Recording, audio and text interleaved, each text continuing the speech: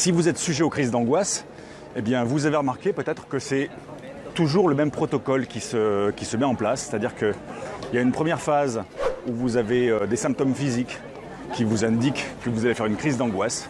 Alors les symptômes physiques, c'est la respiration qui s'accélère, c'est le cœur qui bat plus vite, c'est les jambes qui tremblent, ça peut être un nœud dans le ventre ou une oppression dans la poitrine. Et ces symptômes physiques, c'est toujours les mêmes.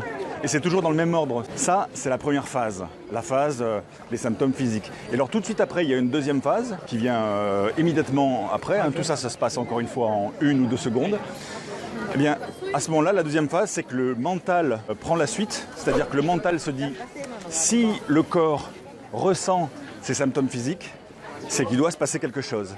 Et alors à ce moment-là, le mental scanne un peu votre environnement autour de vous et se dit, si je ressens ça,